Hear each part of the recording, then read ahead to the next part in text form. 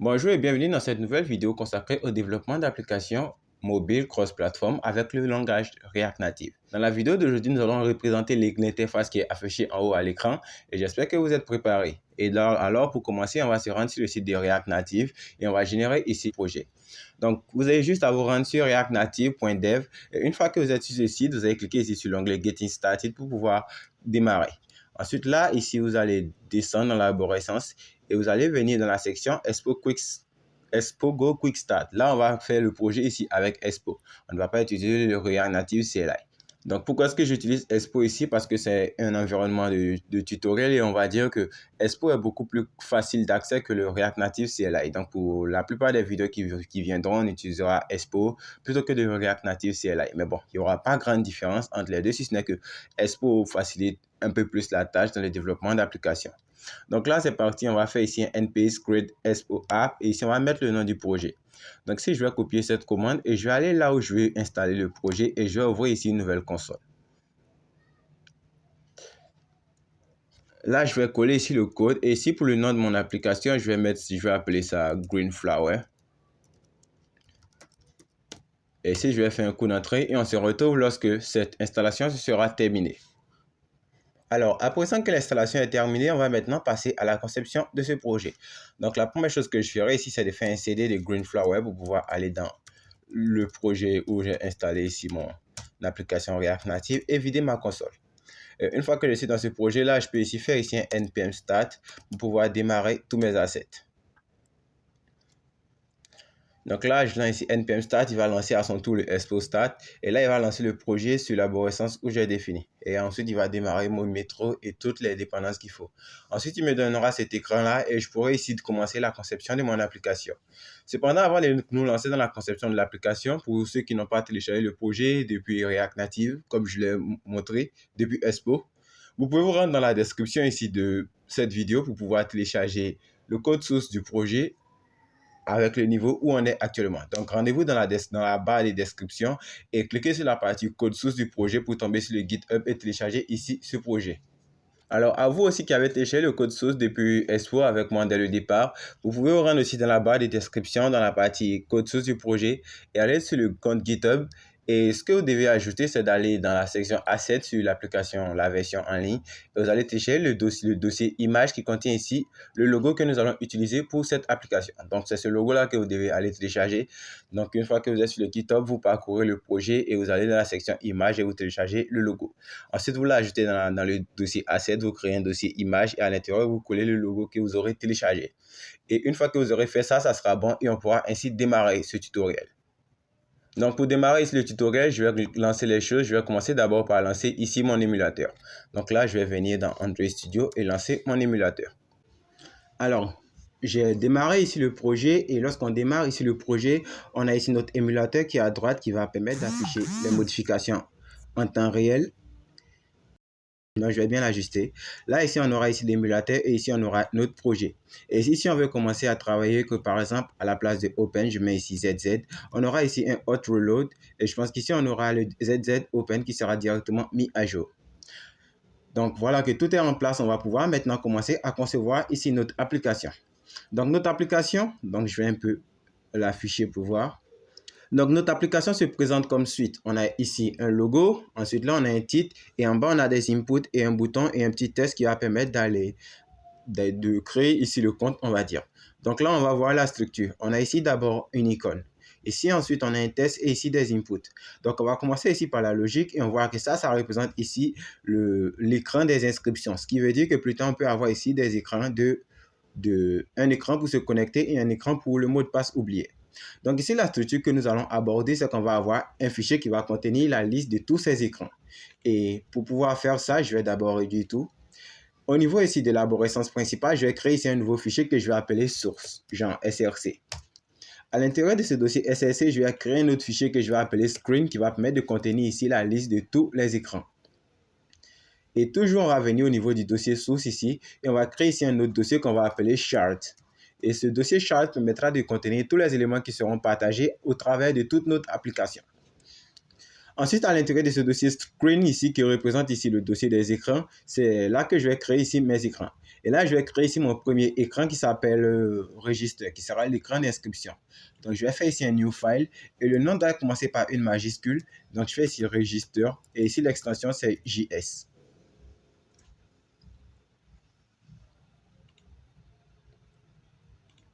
Donc ici, je crée ici mon nouvel écran, register.js. Et ici, ce que je vais vouloir faire, c'est que je vais vouloir créer une composante en partant de lui. Donc ici, je peux venir faire ici un export default de register.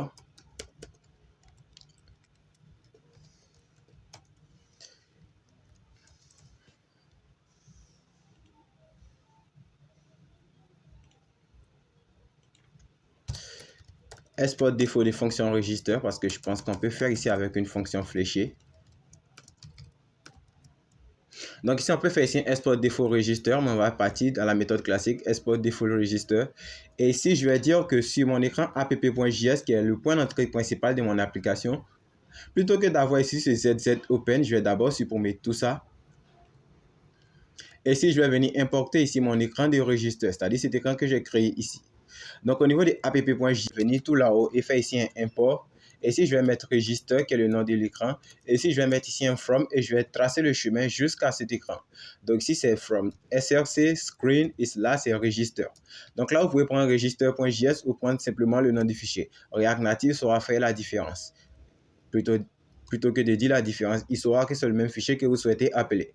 Donc ici, au niveau de la view de la app, du composant principal, je vais ici appeler ma composante register ou alors mon écran register. Et ici, si je fais ça que j'enregistre, j'aurai ici l'écran qui va rafraîchir et je n'aurai rien à l'écran. Et ici, au niveau des registres, ce que je vais vouloir faire, c'est que là, je vais retenir quelque chose. Et comme ici, au niveau de app.js, il va falloir retenir quelque chose. Donc ici, je vais retenir ici une vue. Donc, quand je retourne ici une vue, je dois venir faire ici un import default view from React Native. Donc, ici, je devais faire un import view from React Native. Donc, vu que moi, j'ai l'auto-import, voilà pourquoi est-ce qu'il a fait ici l'auto-import. Et ici, pour cet écran register, ce que je vais vouloir commencer par faire, c'est d'ajouter ici un texte. Donc, avec React Native, on ne peut pas venir là et mettre un texte ici ainsi pour dire qu'on souhaite afficher le texte. Ça va faire planter le système parce qu'avec React Native, tout est mis dans les composantes.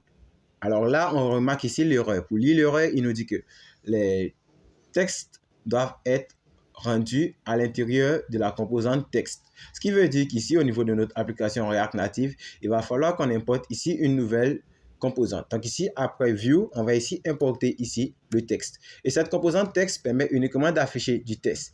Donc là, vous ne pouvez pas afficher du texte ainsi. Si vous souhaitez afficher du texte en React Native, il va falloir que ce texte que vous souhaitez afficher soit enveloppé dans cette composante texte. Et n'oubliez pas d'importer la composante tout en haut. Et ici, maintenant, pour le texte, si je peux mettre ici, par exemple, inscription qui sera ici, le texte qui sera affiché à l'écran. Et si je fais ça, je vais voir ici, j'aurai ici un refreshing et j'aurai mon application qui va totalement recharger. Et ici, si on se rappelle ici de la structure de notre application, la première chose à afficher ici, c'est notre icône. Donc là, c'est l'icône qu'on va vouloir afficher. Donc ici, juste avant ici la view, il va falloir que j'appelle ici l'icône. Et l'icône ici, on l'a téléchargé ensemble, on l'a mis dans le dossier asset, image, et on remarque qu'il est ici. Alors, pour l'inclure, il va falloir ajouter une nouvelle composante parce qu'avec React Native, on ne peut pas venir ici faire un IMG SRC comme si on était avec un langage web. Donc ici, au niveau des imports, ici, on va venir importer ici la bibliothèque image qui permet d'interagir avec des images. Donc, une fois qu'on a intégré la bibliothèque image ici, au niveau de la view, ici, on va venir faire ici un image. On va l'appeler et c'est un composant qui se ferme tout seul. Donc, lui, on ne fait pas ici image et ici fermé en image. Lui, il se ferme directement. Donc, c'est une self-close component. Donc là, c'est une composante qui s'auto-ferme. Ensuite, pour cette image, elle prendra des propriétés comme la source. Et ici, pour la source, puisque l'élément est directement dans notre projet, on peut ici faire ici un require pour lui dire que l'élément est dans le projet. Et ici, on va mettre ici, on va spécifier sur le chemin jusqu'à notre logo. Donc ici, c'est un require. Là, je vais faire ici 2 chemins en avant, en arrière plutôt. Et là, je pense que c'est encore 2 chemins en arrière. Cette fois, c'est dans Asset, Image. Et ici, c'est logo.png. Et si je fais ce que j'enregistre, on verra que le logo apparaîtra à notre écran, mais il sera un peu plus grand. Et là, on verra plus ici ce texte. Alors, bizarre. Comment est-ce qu'on peut faire ici pour redimensionner ici le logo? Alors, pour redimensionner avec React Native, on utilise ce que les gens appellent le style. Donc, il va falloir qu'on stylise ici notre page. Donc, avec HTML, CSS et tous les autres langages web, vous utilisez ici le style. Avec React Native, c'est un petit peu différent. Lorsqu'on veut créer ici, on veut utiliser ici du style, il va falloir qu'on stocke ici cette variable de style dans une constante. Donc, c'est parti. Ici, on va créer la constante qui va contenir ici le style. Donc, ici, on va créer une constante. Juste au bas, ici, après avoir exporté la fonction, donc que j'affiche ici ma souris. Juste après avoir fini d'exporter la fonction, on va créer ici une constante. Et ici, on va l'appeler style. Le nom est optionnel. Vous pouvez choisir le nom que vous souhaitez lui donner. Mais la convention, c'est que React Native nous a autorisé, nous a proposé et trouve ça meilleur de l'appeler style. Donc, si cette constante style, ça sera égal au style sheet. Et ici, on va importer ici une nouvelle composante React Native qui permet de gérer ici les feuilles des styles. Donc, juste après ici, l'import de l'image, on va ici importer le style sheet. Et tous ces style sheet et tous ces proviennent de React Native. Donc, vous devez importer tous ces éléments. Ensuite, ici, lorsqu'on a fait ici le const style égal, ce qu'on doit faire ici, c'est qu'on doit appeler ici le style sheet qu'on vient d'importer. Et ici, on va créer ici une méthode create. Et là, cette méthode create retourne ici un objet. Donc, rien qu'en faisant ça, on a ici dit que cette page-là va utiliser ici des styles. Alors, comment je peux faire ici pour appliquer ici du style sur mon image? Il va falloir que je crée ici une style. Par exemple, je peux mettre ici un style. Je vais l'appeler ici image container ou alors image container. Et ici, je vais définir ici le style. Donc ici, je peux lui dire que le width, on peut mettre ici 40 pour lui dire qu'on va prendre 40 pixels pour la hauteur. Et lorsqu'on travaille avec React Native, on n'a pas besoin de spécifier les pixels. Les pixels se mettent automatiquement. Donc ici, width, on met 40, mais ça veut dire que la hauteur, ça sera 40 pixels. Et ici, le height, on va lui dire que le height aussi, ça sera 40, mais sans mettre toujours le pixel. Et React Native comprendra que là, il va falloir qu'il ajoute ici le pixel comme un grand. Alors là, ici, on a créé ici un style pour ici l'image container. Et on voit que l'image ne change pas. Et ce style qu'on vient de créer ici, il va falloir qu'on le rattache ici à cette composante image qu'on a créée. Parce que cette composante image, on veut qu'elle hérite ici du style qu'on a créé ici dans cette constante style. Donc ici, pour qu'un composant React Native hérite ici d'un style, au niveau de cette composante ici, on appelle la propriété style. Et on lui dit que cette propriété style est égale à un objet. Et si cet objet, ça sera égal à la constante que vous avez définie ici. Dans mon cas, c'est la constante style. Donc, ça sera égal à la constante style, point, l'une des propriétés qui se trouve à l'intérieur de cette constante. Et pour le moment, la seule propriété qu'on a fournie ici, c'est la propriété image container. Donc, si on peut lui dire que ça sera style, image container. Et rien qu'en faisant ça, si on enregistre ici, on verra qu'on aura ici notre image qui sera, on va dire, resize, qui sera un peu plus petit, et on verra qu'elle sera centrée. Et ici, on voit que l'image est un petit peu trop petite. Ici, il va falloir qu'on crée ici, on augmente ici un peu la taille et la hauteur. Donc, en faisant ça, on a une image de taille 80 et d'auteur 80 et on trouve que c'est un peu plus grand. Donc là, vous pouvez jouer ici avec la taille et définir la taille que vous souhaitez. Mais dans mon cas, je vais rester sur du 80. Donc, juste avant de continuer, je vais m'assurer qu'on a compris ici cette partie. On a importé ici la vue qui va permettre d'englober tout ce qui va apparaître à l'écran. On a importé ici le test qui va permettre ici d'afficher un test. Et ici, on a importé ici l'image qui est la balise image qui permet d'afficher des images. Ensuite, on a importé la propriété style sheet qui permet de dire qu'on va créer ici une feuille de style pour cet écran. Donc, maintenant que tout ça est clair dans votre tête, on peut continuer. Ce qu'on va vouloir faire ici, tout en partant de l'image, on voit que là, on a ici le logo, on a le texte qui est en bas, et ici, on remarque qu'on a un grand espace entre le logo et le texte qui est en bas. Donc, si juste en bas du image container, on peut ici lui mettre ici un padding bottom de 20 pour lui dire qu'on souhaite avoir un espace en bas entre lui et le texte. Donc là, ici, on essaie avec un margin bottom. Donc, avec un margin bottom, il met un écart de 20 entre lui et le texte qui se trouvera juste en dessous de lui. Donc, c'est parti. On dira que là, ici, ça sera ici pour le logo. Ensuite, ce qu'il va falloir styliser maintenant, en partant ici de cette image, c'est le titre. Le titre, ça doit être l'herbe verte. Donc, ici, le titre, je vais le mettre correctement. Et ici, ça sera l'herbe verte. Et ici, comme je l'ai fait ici, il va falloir que je crée ici un style ici pour ce texte. Donc, je vais mettre ici une nouvelle propriété style que je vais appeler title. Alors là, maintenant, on va commencer à s'attaquer au test. Pour le test, on voit que le titre, plutôt que le test, le titre, on remarque qu'au niveau de notre image ici, le titre est encore plus grand et il a une couleur un peu spéciale. Donc ici, pour styliser ici le titre, pour qu'il ait cette apparence, c'est plutôt simple. Au niveau ici de l'objet title, du style, je vais créer ici une font size. Et ici, pour la font size, je vais la définir ici à 16. Et je ne sais pas si vous avez remarqué, mais en React Native, la plupart des propriétés CSS sont écrites différemment. Par exemple, la propriété font size en CSS, c'était le font et on avait ici un tiret size. Et avec React Native, la plupart des tirets sont gommés et la prochaine lettre qui vient après le tiret est mise en majuscule. Donc, c'est une propriété que vous devez garder en tête. Donc, par exemple, ici, le margin top de CSS deviendra en React Native margin et ici top. Donc, vous verrez ce genre d'écriture tout le long de React Native. C'est la manière dont React Native écrit ici du code pour styliser ses pages. Du code CSS, on va dire. Mais ce n'est pas du code CSS en React Native, c'est le code qu'il a écrit pour styliser les pages. Donc, si on va rattacher ici le titre LibVet à cet objet de style title que nous avons créé. Donc, ici, au niveau du test, on a mis le titre. On va créer ici une style. Et ici, ça sera égal à notre objet style qu'on vient de créer, point. Et la propriété, ça sera la propriété title. Donc, une fois qu'on fait ça, on remarque qu'on a un petit changement ici. Et ici, au niveau du titre, je peux ici le grossir et le mettre ici à 22 pour qu'il soit un peu plus gros. Alors, encore ce que je peux faire ici au niveau de ce titre-là, c'est que je peux ici lui mettre ici un font weight pour qu'il soit mis en bold. Donc, je vais mettre ici un font weight et ici, je vais lui dire qu'il sera en bold. Et ici encore, on peut faire encore une dernière chose pour lui dire qu'on va faire ici un test transform. Texte transform et ici on va lui dire qu'on souhaitera mettre ici le test en majuscule avec ici un uppercase. Mais vous avez remarqué qu'au fur et à mesure qu'on ajuste ici notre code, on a le logo qui est totalement décalé et ici on a le test qui est décalé. Donc ce qu'on va faire, c'est qu'on va vouloir centrer tout ça correctement. Donc pour centrer tout ça correctement, on va aller au niveau du app.js et on va ici parcourir le code. Au niveau du app.js, on a ici un container qui a ici une propriété flex et ici qui est un align item de center et un justify content de center, histoire de centrer ici tout le contenu de la page. Et ici au niveau de ce app.js, ce que je peux faire, c'est que là, je vais essayer de retirer ici cette vue, je vais essayer de retirer ici le style qui est sur cette vue, totalement la retirer. Et ici, je vais mettre la status bar en haut.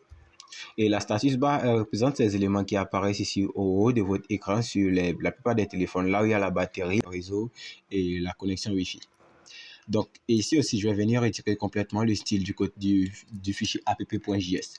De telle sorte que sur le côté du fichier app.js, on a juste ici une vue qui est retenue et à l'intérieur de cette vue, on a la status bar et la composante de la page register que nous avons créée. Et si on fait ce qu'on enregistre, on verra qu'on aura ici tout qui sera totalement décalé, totalement en haut. Et ici, ce qu'on va faire, c'est que là, au niveau de app.js, puisqu'on n'utilise plus le texte et les style sheets, on peut ici les gommer pour laisser uniquement que la vue que nous utilisons. Donc, maintenant que tout ça est décalé, je vais venir redonner tout ça au niveau du register. Donc, ce que vous devez comprendre, c'est qu'avec React Native, ce sont des propriétés que vous agencez pour pouvoir vous donner l'aspect que vous voulez. Par exemple, là, moi, je vais ici avoir tout le contenu de la page qui sera centré. Donc, il va falloir que je crée ici une nouvelle propriété qui va interagir sur tout le contenu qui sera sur cette page. Donc, ici, au niveau du style, ici, je vais venir créer ici une nouvelle propriété que je vais appeler route pour lui dire que ce sera la composante principale. Donc, à cette propriété route, ici, je vais venir la rattacher à cette vue, à la vue qui englobe toute cette page. Donc, pour cette vue, je vais le mettre ici un style qui sera égal à style.route. Donc là, vous êtes un peu habitué, ce style-là provient de la constante style que nous avons créée en bas ici. Et alors, pour cet élément route-là, je vais essayer de lui dire qu'on aura ici un flex de 1 pour lui dire qu'on souhaitera qu'il prenne ici toute la largeur. Alors, on remarque qu'après cette modification, on a tout notre contenu qui est totalement décalé. Par exemple, là, on a le logo qui est parti totalement à l'angle droit, à l'angle gauche, et là, on n'a plus le titre qui apparaissait précédemment. Alors, pourquoi est-ce qu'ils ont totalement disparu? C'est ici au niveau du style où j'ai mis la propriété route et que j'ai lié ici à cette vue, je viens ici mettre ici un background color. Par exemple, là, je mets ici un background color pour pouvoir voir ce que j'ai comme arrière-plan. Je lui donne ici un background color de red et que j'enregistre ça. Au niveau de mon application, il va ici rafraîchir et je verrai que j'aurai rien. Pourtant, j'ai ici spécifié ici le flex de 1. Et si ici je change et que je mets ici un flex encore plus grand et que je mets ici un flex de 4, on verra qu'on aura totalement rien. Alors, pourquoi est-ce qu'ici mon contenu ne change pas? Alors là, ça dépendra de vous. Mon contenu ne change pas parce qu'ici, au niveau de mon application, mon entrée principale, j'ai enveloppé tout ici dans une vue. Et c'est cette vue-là qui représente ici tout cet écran. Donc, lorsque je quitte ici cette vue pour aller au niveau du registre et dire que j'ai une propriété route qui doit prendre ici le flex 1, il ne sait pas c'est quel flex 1 qu'il doit prendre en compte. Ici, pour pouvoir régler ce problème-là, vous avez deux solutions. Soit au niveau du composant parent principal sur le fichier app.js, vous créez ici un style qui va avoir le flex 1 qui va permettre de contenir toute cette page. Donc là, on va remettre ça en place. On va ici faire une constante. C'était la constante. On avait appelé ça style et c'était égal à style sheet quand on avait supprimé. Et on avait appelé la propriété create. Donc style sheet qui provient du React Native. Et ici, on avait appelé la propriété create. Et ici, on avait un élément route et ici on avait un flex de 1 comme étant la propriété de cet élément. Et ici, si on liait ici cette vue à cet élément qu'on venait de créer avec un style égal à style.route et qu'on enregistrait ça, vous allez voir que là, on allait avoir tout le contenu de notre application qui allait à nouveau apparaître. Parce qu'ici, on allait avoir ici le flex 1 qui allait couvrir ici toute cette page. Et ici, encore, quand on lui disait qu'on avait ici un route de flex 1, on lui disait que d'abord, ici, cette page couvre ici tout l'écran. Et ensuite, sur le registre, cet élément aussi couvre l'écran. C'est comme si on fait une page au-dessus d'une autre. Donc, en définissant ici les deux éléments flex 1 sur chaque composante, on réglait ici le problème. Donc, cette solution peut marcher. Ou alors, si vous préférez laisser le fichier app.js totalement vide, vous pouvez ici supprimer ici cette constante style que vous avez créée et ici retirer ici la vue que vous avez créée et laisser ça à vide. Comme ça, vous aurez ici l'écran qui sera totalement cassé. Et plutôt que d'envelopper ici toute votre application dans une vue, vous pouvez l'envelopper dans un fragment. Donc là, vous avez juste à supprimer la composante et créer ici un nouveau fragment React. Donc en faisant ça et que vous enregistrez et que là maintenant ici on a un flex de 1, on dira React Native comprendra par là que c'est cette page ici qui représente tout cet écran et que cette page elle va permettre juste de switcher entre les différents écrans.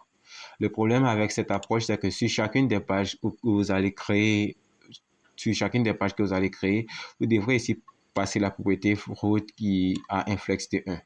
Donc là, ça dépendra totalement de vous. Vous pouvez le passer ici sur le app.js ou alors créer une propriété indépendante sur chacune des pages.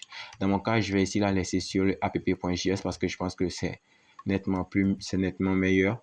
Et ici, au niveau du app du register.js, je vais ici supprimer la constante route parce que je pense qu'on en aura plus besoin puisqu'on laisse tout au niveau du app.js. Et si on fait ça, on aura ça encore qui sera remis, qui sera en place. Et ce que je vais faire, je vais remettre ici le style. Je vais créer ici un style que je vais appeler à nouveau route container cette fois, qui sera ici le contenu de cette page-là. Et ici, c'est route container, je vais le lier ici à la vue du registre. Et là, je vais pouvoir le styliser pour qu'il soit totalement centré. Donc là, ça sera égal à style.route container. Et ici, à ces route container, maintenant ici, je peux essayer de lui mettre encore ici un flex de 1 encore pour me rassurer que ça passe. Et ici, mettre un background color de red pour pouvoir vérifier ça. Ensuite, là, on remarque que c'est bon. Ce que je vais faire, je peux ici faire ici un justify content de center pour histoire de centrer le contenu. Et ici, je vais faire align items de center. Donc là, le justify content de center centre le contenu en fonction de manière horizontale et le justify et le align item center le centre de manière verticale. Donc si au niveau du align item center, si je le mets ici au centre, tous les éléments seront centrés verticalement et horizontalement grâce à ces deux propriétés. Donc si je fais ce que j'enregistre, j'aurai ici le titre qui apparaîtra et j'aurai ici mon icône qui sera totalement là. Et si ce que je peux faire, c'est que je peux commencer par retirer le background tout simplement. Et ici, j'aurai mon application avec le titre, le logo, le titre qui sera totalement centré. Ensuite, ce qu'on remarque, on remarque que ici, au niveau du titre, au niveau du logo, du titre du logo ou du titre de l'application, on a ici une propriété un peu spéciale, on a une couleur un peu verte et ici on a la font size qui est un peu grande. Donc ici au niveau du title, on doit ajouter ici une nouvelle propriété color. Donc là on va vouloir mettre ici une couleur sur ce titre-là. Et ici pour la couleur, par défaut, je dirais que je mettrai ici du rouge. Donc histoire d'avoir ici le vert que j'ai utilisé, j'ai déjà préparé ici un fichier de couleur et ici au niveau de la couleur, je vais utiliser cette couleur-là. Donc vous pourrez ici la recopier, c'est le DS32CE89. Donc, si je fais ça ici, j'aurai ici le titre qui aura la couleur que j'ai mis ici sur le template final. Et on dira que là, on sera bon pour le logo et aussi pour le titre. Ensuite, le prochain élément qu'on va attaquer, ça sera ici les inputs. Donc là, ici, on aura ici une input qui va permettre de contenir le nom, le prénom et le mail. Cependant, on remarque ici au niveau de notre application, au niveau de l'image, l'arrière-plan, le background color, c'est un gris un peu frais. Et ici, au niveau de notre émulateur actuellement, le background color, c'est un blanc. Donc ici, on va vouloir donner ici un arrière-plan identique à notre application. Donc ici, pour définir ici un arrière-plan identique, ça dépendra de vous. Vous pouvez venir le faire ici au niveau de votre app.js, qui est votre fichier d'entrée. Par exemple, au niveau de app.js, vous pouvez ici mettre ici un background color on va mettre ici de blue. Vous pouvez faire ça et là, il va changer totalement l'arrière-plan de votre application, puisqu'ici, c'est le fichier d'entrée de toute votre application. Ou alors, vous pouvez venir modifier ça directement dans le fichier app.json. Donc, vous déroulez votre arborescence principale et vous allez voir ici un fichier app.json. Si vous déroulez ce fichier app.json, vous allez voir ici qu'il y aura une propriété background color qui sera ici pour le splash. Ici, au niveau de Expo, vous pouvez créer ici une nouvelle propriété que vous allez appeler background color. Et ici, mettre ici la couleur d'arrière-plan que vous souhaitez utiliser. Dans mon cas ici, j'ai déjà préparé encore une autre couleur et c'est le F5, F5, F2. Donc ici, au niveau de background color, j'ai juste à mettre ici le code couleur que j'ai créé. Et si j'enregistre ça, je ne pense pas qu'il va prendre effet immédiatement. Et ce que je vais faire, c'est que je vais cliquer ici sur R pour recharger cette application. Donc là, lorsque je vais faire un rechargement de l'application, je pense que le background color sera mis en place. Donc à présent que j'ai relancé mon application, on voit que l'arrière-plan a totalement changé. Et on n'a plus ici le blanc qu'on avait. On a un arrière-plan un peu gris plutôt. Et je pense que ça respecte totalement l'arrière-plan qu'on a ici sur la maquette finale. Donc ensuite, le prochain élément à styliser ici, ce sont les inputs. Donc au niveau des inputs, on va fermer ça et retenir au niveau de l'écran register.js. Et ici, on va créer ici des zones de saisie. Donc pour les inputs, on a une propriété, une composante React Native qui permet de gérer les zones de saisie. Donc ici, on va venir au niveau des imports. Et ici, on va venir importer ici le text input. Donc là, c'est une composante React Native qui permet de générer des zones de saisie au format mobile. Donc dans la partie juste après ici le titre, on peut ici créer ici une vue qui va permettre de contenir ici toutes les inputs. Par exemple, on va créer ici une vue. Donc là, on va envelopper tout dans une view. Et à l'intérieur ici, on va venir mettre ici le texte input qu'on vient d'importer. Et ce texte input là, il a une propriété. Ici, il a une propriété placeholder. Donc ici, on peut lui donner une propriété placeholder. Et là, ça sera entrer votre nom. Donc là, si on fait ça, on voit qu'on aura ici le input qui sera totalement juste en bas du titre. Ici, ce qu'on va faire, c'est qu'on va vouloir personnaliser ici cet input. Donc, on va venir créer ici une nouvelle feuille de style, un nouvel objet style pour pouvoir personnaliser l'input. Donc, on va l'appeler par exemple ici input container. Et pour ce input container, donc là, ici, il faut 2 points. Je vais ici lui dire qu'on aura ici un flex de 1, histoire qu'il prenne ici toute la largeur. Et là, je dirais qu'on peut avoir ici un background color de, je sais pas, on va dire red. Et là, vous verrez qu'il ne changera rien parce qu'ici, on a une input container qui n'interagit pas totalement. Et là, pour l'input container, on va juste laisser ici le flex de 1. Et ici, on va créer une nouvelle propriété spécialement pour l'input. Et ici, pour le input, on va ici lui dire qu'on aura ici un padding. Donc, on aura ici un padding interne de 20, on va dire. Donc, je regarde, je crée des constantes ici. Donc, ici, pour le padding interne, on dira qu'on prendra ici 10. Et ici aussi, au niveau des inputs, là, on aura ici un arrière-plan. Donc, on aura ici une background color de white. Et ici, on va venir lier ces deux propriétés à nos vues. Donc, pour la vue, on va venir lier ici le style qui sera style.inputContainer. Donc là, c'est inputContainer. Et ici, pour ce texte input, on va le lier avec le style qui sera style.input. Donc, on fait ça et qu'on enregistre. On remarque que là, on aura ici cette vue qui sera totalement remontée. Et pourquoi est-ce que toute cette view est complètement remontée? Parce qu'ici, au niveau de mon style, j'ai ici dit que le input container, on a ici un flex de 1. Donc, si j'enlève ça, on aura ici le flex de 1 qui sera totalement retiré. Et ici, pour le input container, ici, on peut lui dire qu'on aura ici un width de 100% pour qu'il prenne ici toute la largeur. Donc, si on spécifie ici le width de 100%, vous verrez qu'il prendra totalement toute la largeur, mais on va régler ça. Ensuite, ici, ce qu'on va faire, c'est que là, on remarque que la zone de saisie arrive totalement au bord de l'écran. Et là, c'est pas totalement agréable à regarder. Ce qu'on va faire, c'est qu'on va vouloir mettre ici un padding autour ici du formulaire. Donc ici, puisque le fichier, l'objet root container, donc là, j'ai appelé root content, je vais renommer ça en root container,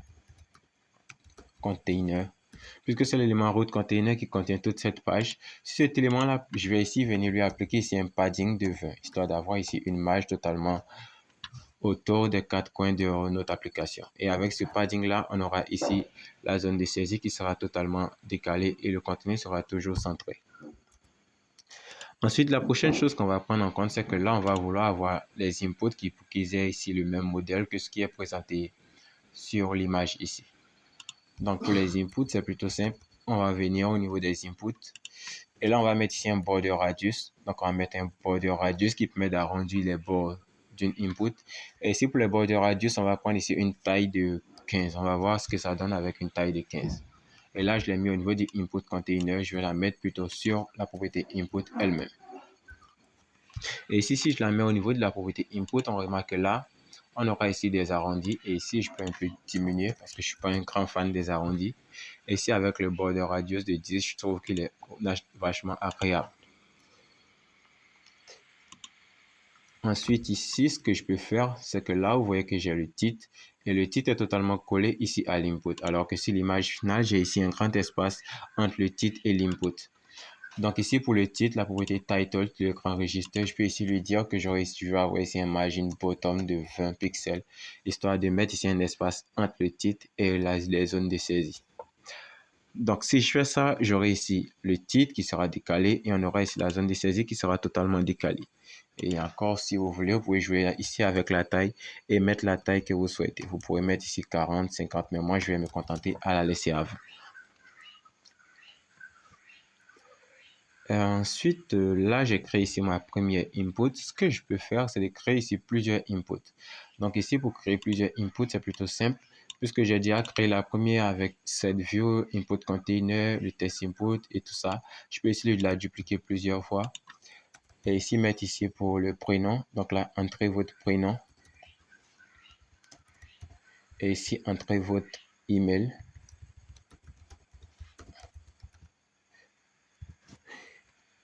Et là, on mettra mot de passe.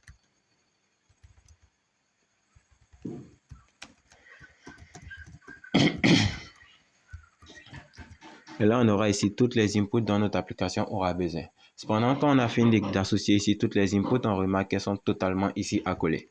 Donc ici, il va falloir qu'on sépare ici nos inputs. Et ici, pour séparer nos inputs, c'est plutôt simple, puisqu'on a une propriété style input container qui est propre à chacune de ces inputs-là. Au niveau de ce input container, on a mis ici un width de 100%. On peut ici mettre ici un margin bottom de 20, histoire de mettre ici une marge entre chacun de ces éléments. Donc, en procédant ici, on met ici une marge de 20 pixels en dessous de chaque input, ce qui nous donne ici cette apparence-là. Et là, je pense qu'ici, on avait 3 éléments. Donc, je vais ici remettre les 3 éléments plutôt que 4. Donc, je vais enlever ici la section mot de passe. Et ici, j'aurai ici le nom, le prénom et le mail. Et je pense qu'avec ça, on est fidèle ici à l'écran que j'avais proposé ici. Ensuite, le prochain élément à personnaliser, ça sera ici le bouton et le texte. Donc là, on va s'attaquer ici au bouton.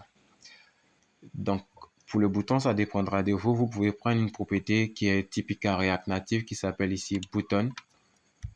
Donc, vous pouvez prendre ici une propriété typique à React Native qui s'appelle ici button. Mais dans mon cas, je ne vais pas prendre ça. Je vais prendre plutôt une propriété un peu différente. Donc là, je vais créer ici une nouvelle view dont je vais lui donner le style qui sera égal à ça sera égal au style. Et je vais créer une propriété que je vais appeler button container. Donc, qui sera à peu près identique à l'input container. Donc, pour le button container, je ferai à peu près la même chose que le input container. Donc, on aura ici un width de 100% pour lui dire qu'on souhaitera qu'il prenne ici toute la largeur. Et là, on dira qu'on peut avoir ici un Justify Content de Center et un Align Item de Center. Et là, ça sert vraiment à rien. Ça va permettre de centrer ici le contenu, mais puisque j'ai déjà enveloppé tout ça ici avec ce code-là, alors le contenu sera forcément centré. Mais néanmoins, je vais le laisser. Et ici, au niveau de ces inputs-là, je vais venir créer ici une nouvelle propriété, un nouvel objet qui va permettre de cliquer sur le bouton.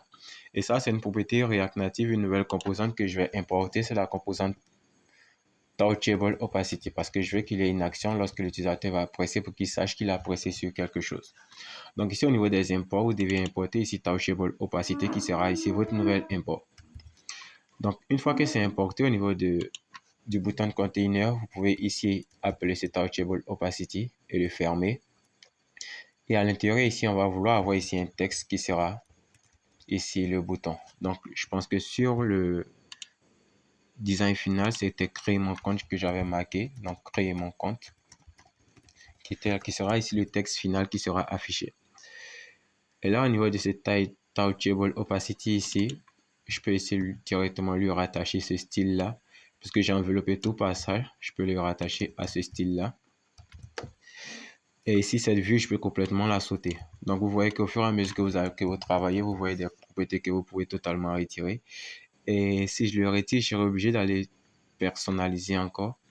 Ce que je vais faire, c'est que je vais laisser ici cette vue pour qu'il puisse prendre en compte que là, c'est une vue. Je ne vais pas aller faire ici un flex de 1 pour pouvoir lui dire que je souhaite qu'il prenne ici toute cette largeur.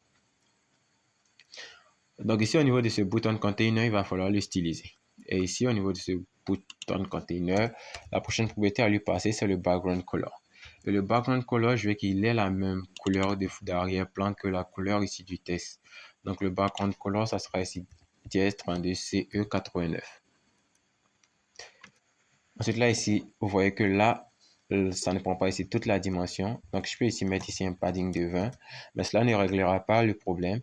Et pour qu'il prenne ici toute la largeur, si je pense que je peux lui spécifier ici un flex de 1 pour lui dire que je souhaite qu'il prenne ici toute la largeur. Et là, il ne va pas fonctionner comme il se doit. Et pourquoi est-ce qu'il ne fonctionne pas comme il se doit? Parce que là, j'ai un peu inversé les choses. Plutôt que de lier ici le style button container au touchable opacity, je peux le lier totalement ici à la vue. Donc, quand je l'allie ici totalement à la vue, j'ai cet élément qui est totalement, on va dire, sélectionné, qui prend maintenant toute la largeur.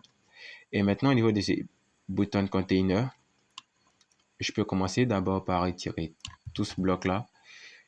Et la seule chose que je vais laisser pour le moment, ça sera ici un background color de red pour voir ce que ça va donner.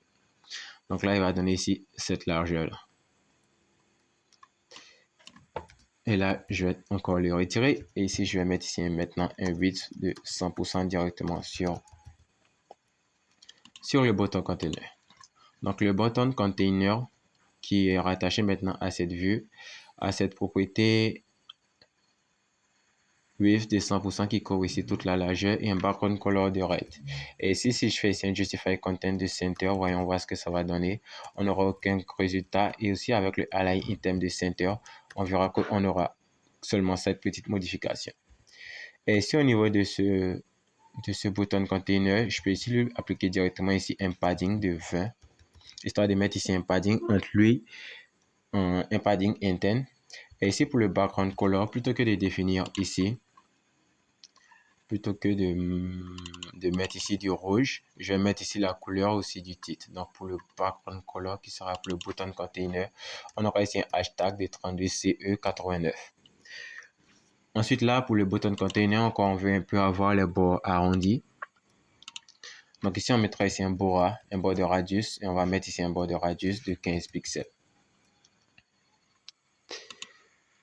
Et je pense qu'ici, je l'avais totalement arrondi. Je ne sais pas quelle taille j'avais pris. Je pense que c'était 25. Ouais, c'était 25 pixels que j'avais mis. Et ici, la prochaine chose à prendre en compte, c'est le titre ici. Le titre ici du bouton était totalement en blanc et là, je l'ai ici en noir. Donc, je vais créer ici une nouvelle propriété qui sera ici button text. Et ici, pour ce button text, je peux ici mettre ici une couleur de white. Et ici, un font size, on peut ici lui mettre ici un font size de 14. Et là, je dois mettre ici une virgule. pour ne pas mélanger la plupart de mes styles. Et ici, cette propriété button text, je vais venir la lier ici maintenant à ce texte que j'ai créé ici. Donc, ça sera égal ici à style.buttonText. Et si je fais ça et que j'enregistre, j'aurai ici mon bouton qui sera affiché et qui sera totalement mis en blanc. Ensuite, la dernière chose à prendre en compte au niveau ici du design, c'est ce petit test-là. En cliquant sur le créer le compte, vous acceptez nos termes et conditions. Donc, pour le petit test, on dira qu'il sera juste ici en bas de cette view qui contient ici le bouton container. Et là, on va créer ici encore une autre view qui va envelopper tout ça. Donc, ça sera ici un view qui aura le style.text. Ou alors, on va dire information text. Et ici, à l'intérieur, on va créer ici un texte. Et ici, on va mettre le test en cliquant sur ce lien, en cliquant sur créer mon compte. Vous acceptez nos termes et conditions. Vous acceptez nos conditions. Donc là, après le test affiché sera totalement personnalisable et il sera à vos soins. Donc, on va créer ici une nouvelle view qui contient ici cette propriété information text. Et ici, ce qu'on va faire, c'est que là, vous pouvez encore lui dire que vous pouvez le préciser ici un flex de 1, mais ça va totalement casser votre application. Alors, ce que vous pouvez faire, vous pouvez le préciser que vous voulez qu'il prenne ici toute la largeur de votre application. Ensuite, ici, vous voulez que le test soit totalement centré avec un align item, justify content, ça ne fera rien. Et là, vous pouvez faire ici maintenant un texte align center, histoire de centrer tout le contenu de votre test. Donc là, ici, vous appliquez ici ce texte align center sur un information text. Et pourquoi est-ce qu'il ne centre pas? Parce que information text est rattaché directement ici à la vue, à la view. Et si on veut centrer ici, en appliquant ici le texte align center sur cet élément, ça ne prendra pas en compte ces éléments enfants. Donc, si vous voulez personnaliser ici un élément enfant, vous devez appliquer directement ici le style sur lui. Donc, par exemple, là, je peux ici créer une propriété style que je vais appeler style et je vais appeler ça text center. Et lorsque je vais créer cette propriété text center là, donc là, je vais créer ici une nouvelle propriété que je vais appeler text center.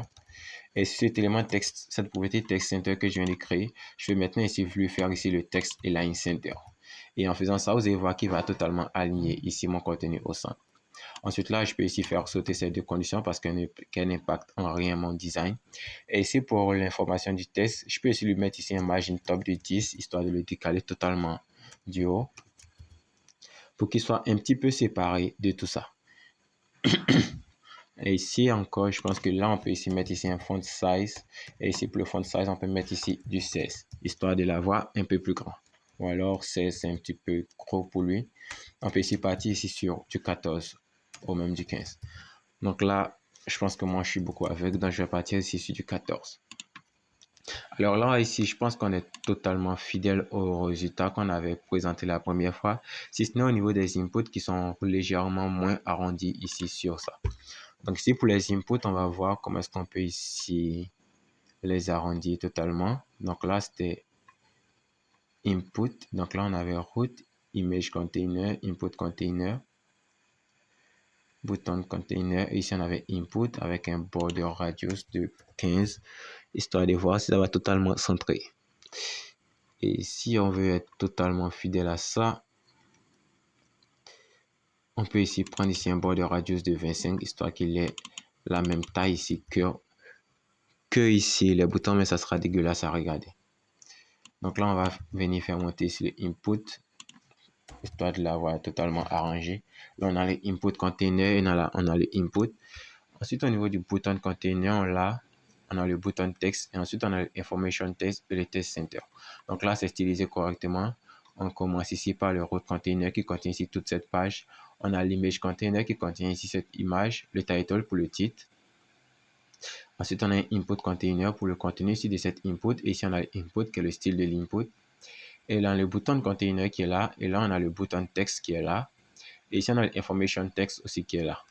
Et ici, pourquoi est-ce que aussi au niveau du bouton container, pour le bouton, pourquoi est-ce que j'ai enveloppé tout avec ce touchable opacity? C'est pour pouvoir avoir ce petit effet là, ce petit effet qu'il y a lorsque l'utilisateur clique ici sur le bouton. C'est pour cela que je l'ai totalement enveloppé ici avec du Touchable Opacity. Et si vous remarquez que le Touchable Opacity ne s'applique uniquement que sur le texte, si je vais le mettre ici sur tout le bouton, je peux ici venir changer ici l'ordre. Au niveau Information Text, créer mon compte. Je vais ici envelopper toute cette vue ici par un Touchable Opacity. Donc la vue toute complète sera enveloppée par ce Touchable Opacity. Et si j'enregistre ça, vous allez voir que je peux maintenant cliquer sur tout ça. Et ici, ce style-là, je vais le décaler aussi pour le mettre ici sur le Touchable Opacity. Et en faisant ça, vous voyez, quand je clique ici sur ça, j'ai un petit effet de clic que l'utilisateur saura qu'il aura cliqué sur un bouton. Donc, je pense qu'avec ça, on me dira qu'on a totalement été fidèle au design final. Et je pense que là, on a une interface qui est totalement identique à celle que j'ai présentée en début de vidéo. Donc, dans les chapitres qui vont suivre, on va apprendre à découper notre application. Parce que là, actuellement, vous avez vu qu'on a tout mélangé ici sur cet écran. Et c'est totalement dégueulasse à regarder, on va dire. Donc, dans la prochaine vidéo, on va apprendre à séparer ici notre application pour qu'elle apparaisse en petits morceaux. Et on va pouvoir isoler ici certaines composantes et les appeler pour les mettre sur les pages dont on souhaite les utiliser. Donc, j'espère que cette petite introduction au nouveau contenu qui sera disponible sur ma chaîne vous aura plu. Et si c'est le cas, n'hésitez pas à vous abonner, à laisser un commentaire et dites-moi là où vous avez galéré au cours de ce tutoriel et n'hésitez pas à vous abonner pour ne rien manquer des prochains épisodes. Et on se retrouve dans quelques instants pour pouvoir poursuivre ici cette application. Et là, maintenant, on va commencer à découper ici ces données correctement.